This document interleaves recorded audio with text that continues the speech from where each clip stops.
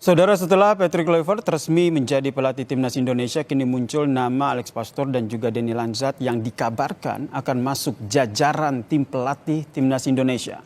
Lalu bagaimana rekam jejak mereka dan seperti apa wajah timnas Indonesia dengan bergabungnya mereka?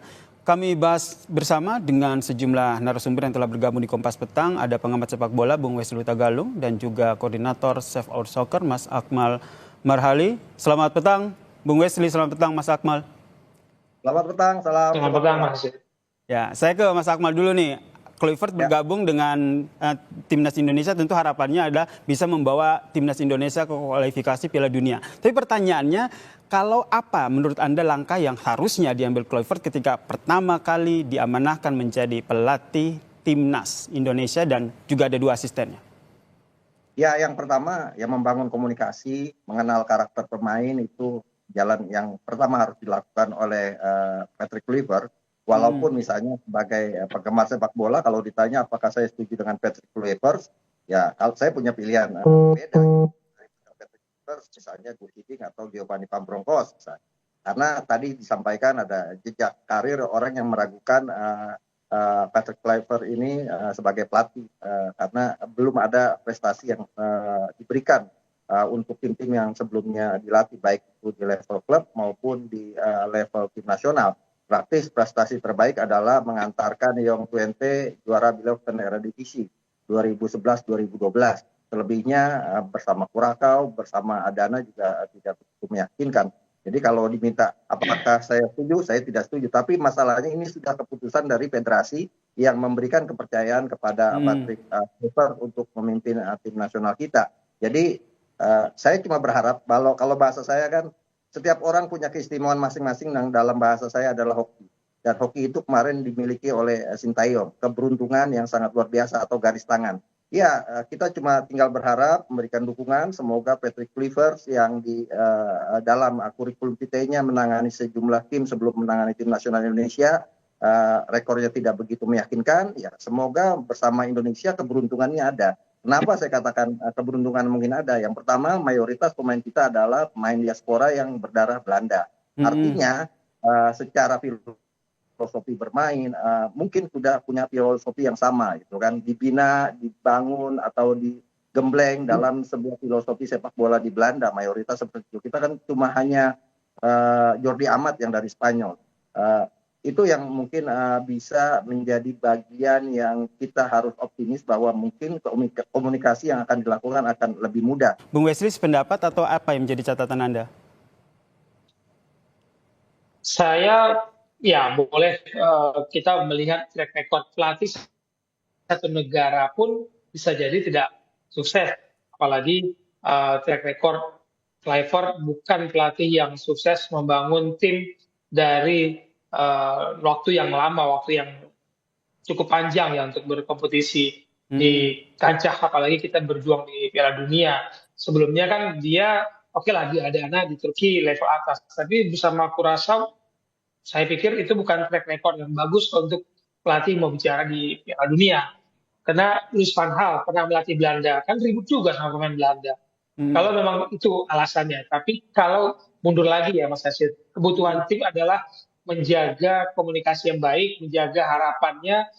Kalau sudah tidak satu rel, sulit ya. Pelatih dan pemain kan harus satu rel. Tapi bagi saya, alasan bahwa pemain ikut menentukan strategi pelatih itu bagi saya sebuah risiko yang berbahaya. Karena wewenang dan tugas pelatih itu mempertanggungjawabkan pilihan dia, game plan, strategi, dan taktik ya dia mempertanggungjawabkan hasilnya, bukan pemain yang mempertanggungjawabkannya. Jadi akan banyak pembahasan ini, Mas Nasir. Kalau satu negara mungkin bahasa Inggris ada menjadi salah satu percepatan menyampaikan informasi yang lebih mudah diterima. Itu masuk akal karena semuanya pemain Belanda maupun dari Spanyol maupun dari Amerika itu bisa bahasa Inggris gitu.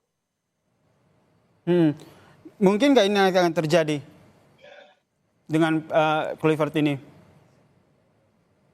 Ya, sekarang komunikasi mungkin berjalan dengan baik. Tapi apakah benar tim ini ditentukan oleh kesepakatan sejumlah pemain sehingga kemudian terjadilah pergolakan? Itu terlepas dari itu, saya mengerti keberadaan timnas ini. Apakah pelatih itu tidak punya wewenang?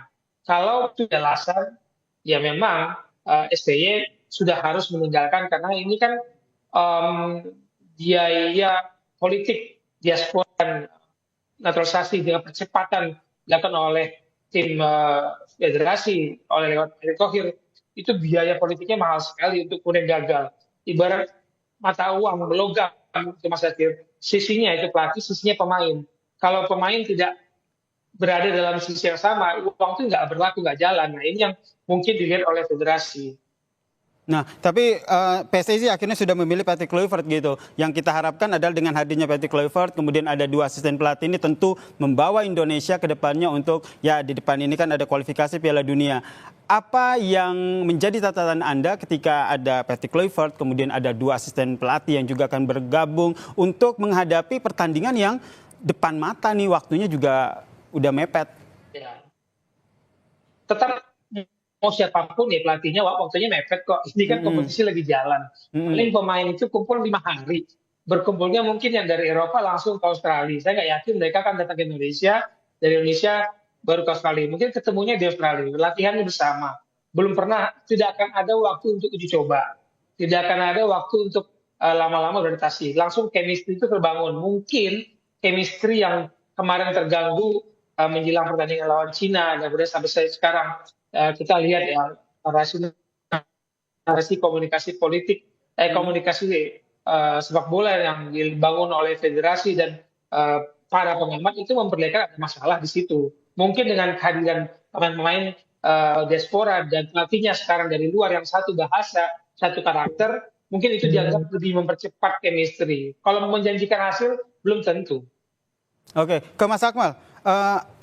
Ada harapan tentu saja dengan adanya satu chemistry, kemudian pola komunikasi yang juga sudah senada begitu kan, sudah sama-sama satu kultur. Ini akan menjadi satu poin plus ya ketika Patrick Kluivert ini melatih timnas Indonesia untuk pertandingan di 2 bulan lagi. Menurut Anda ini saja sudah cukup atau ada hal-hal lain yang harus dilakukan oleh Patrick Kluivert sehingga memang benar dengan adanya pelatih baru ini Indonesia akan memberikan hasil yang baik di pertandingan ke depan. Tapi jangan dijawab dulu ya Mas Akmal. Kita akan membahasnya usai jeda. Tetaplah bersama kami di Kompas Petang.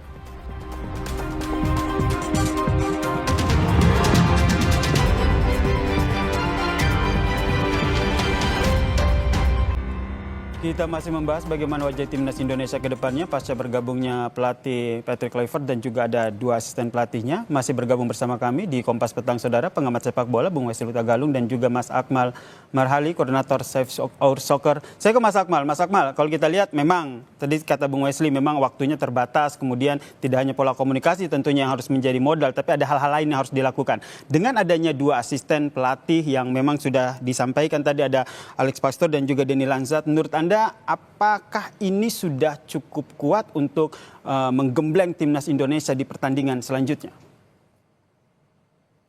Ya, dalam dunia sepak bola profesional kita lihat misalnya di Australia, pergantian pelatih juga sangat cepat ya. Kemudian juga Arab Saudi juga melakukan pergantian pelatih sangat cepat.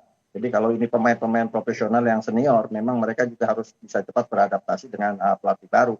Itu konsekuensi sebagai seorang profesional. Nah, kalau saya kurang begitu meyakinkan misalnya dengan kurikulumnya dari Patrick Kluivert sebagai pelatih, setidaknya saya berharap kepada Alex Pastor yang punya cukup bagus ya, karena dia ini pernah 3 kali mengantarkan 3 tim Belanda atau klub Belanda ini promosi ke Eredivisie. Pertama Excelsior pada 2009 dibawa promosi, kemudian Sparta Rotterdam pada 2015 dibawa promosi, dan juga Almere City, klub yang sekarang dibela oleh Tom Hay, juga dibawa promosi. Itu yang pertama, mungkin peran Alex Pastor sebagai ahli strategi ini yang diharapkan bisa setidaknya membuat para pemain lebih lebih bisa memahami bagaimana filosofi bermain yang akan dikembangkan. Yang kedua adalah keberadaan Denny Lanzat. Denny Lanzat ini kebetulan adalah mantan pemain tim nasional Belanda di Piala Dunia 95 dan 2006 yang kebetulan berdarah Maluku.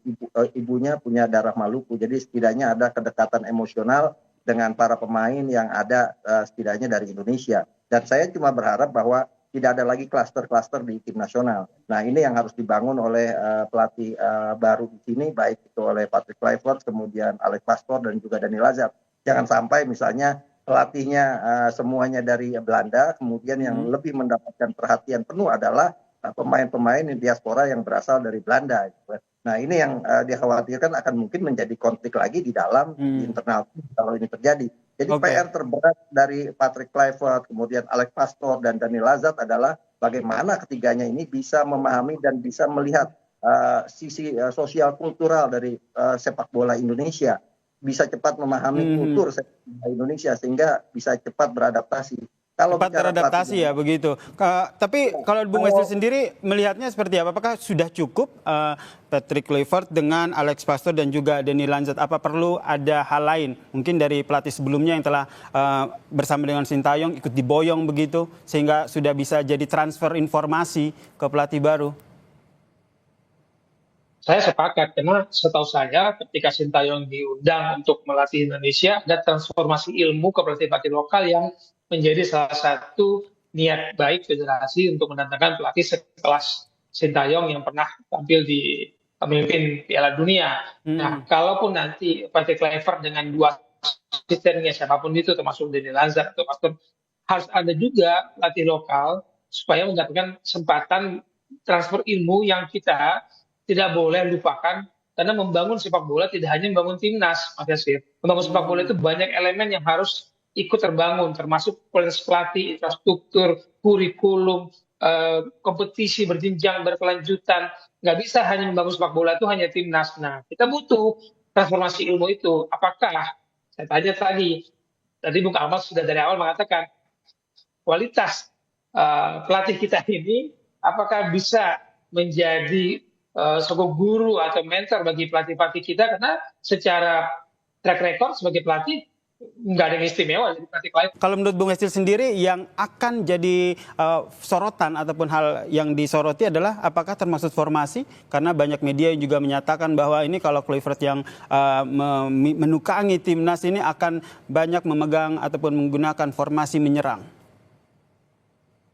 Sebagai pelatih, ya, Mas Nasir, kita itu meracik strategi, gameplay, taktik itu sesuai dengan kemampuan si pemain, kualitas si pemain. Nggak bisa kita paksakan gaya bermain A untuk pemain yang tidak bisa mengikuti. Dan itu adalah pelatih yang baik. Pelatih yang baik itu adalah mencari 11 pemain starter dia, kemudian kemampuan dia mengeluarkan kemampuan terbaik dari si. Bung Wesley?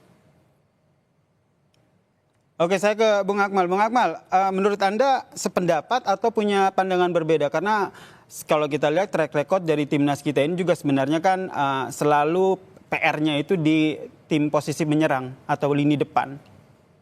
Ya, kalau kita lihat kelas balik ke Sintayong, ada kelebihan di tim nasional Sintayong adalah kompleks defense, bertahannya bagus. Dan itu harus terus diadopsi ya, dijaga peninggalan yang bagus dari Sintayong, bagaimana kompleks defense yang bagus, tinggal bagaimana lini serang kita yang sejauh ini tidak begitu meyakinkan ya buat tim nasional kita sejauh ini, dan itu mungkin yang harus diperbaiki oleh Patrick Kluivert. Jadi menyempurnakan puzzle yang sudah dibangun oleh Sintayong sehingga kemudian tim ini bisa mewujudkan target-target yang dicanangkan. Itu yang pertama. Yang kedua, menurut saya yang paling penting adalah sejatinya Patrick Kluivert, Dani Lazard ataupun Alex Pastoor ini bukan orang Belanda pertama yang melatih tim nasional Indonesia. Sebelumnya bahkan awal-awal Jan Masenbroek itu pernah melatih tim nasional Indonesia, walaupun ketika itu bahkan di Piala Dunia. Saya bahkan berpikir jangan-jangan perubahan pelatih ini dari Korea Selatan ke Belanda, kita ingin bernostalgia dengan 1938 ketika kita tampil di Piala Dunia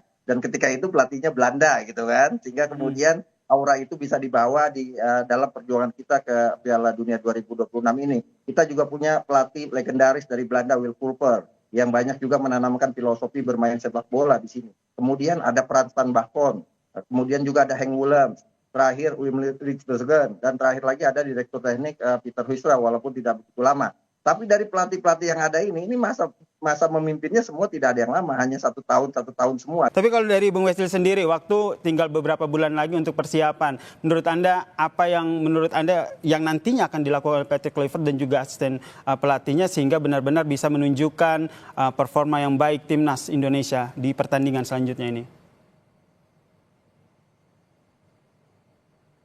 Bung Wesley.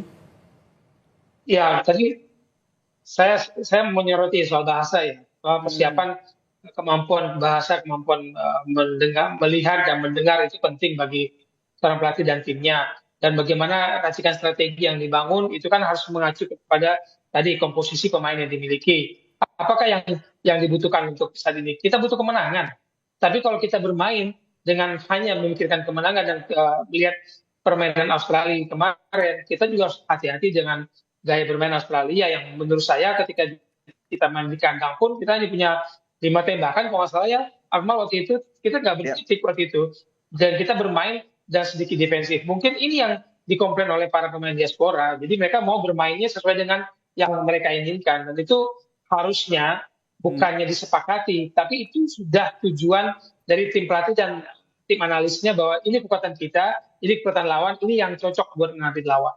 Oke, yang jelas saya yakin Bung Wesley maupun Mas Akmal sepakat ya dengan adanya pelatih baru dan juga asisten pelatih ini harusnya bisa membawa timnas Indonesia lebih baik ya. Minimal bisa lolos ke kualifikasi Piala Dunia 2026. Terima kasih pengamat sepak bola Bung Wesley Tagalung dan juga koordinator Save Our Soccer Mas Akmal Marhali telah bergabung bersama kami di Kompas Petang. Salam sehat semuanya.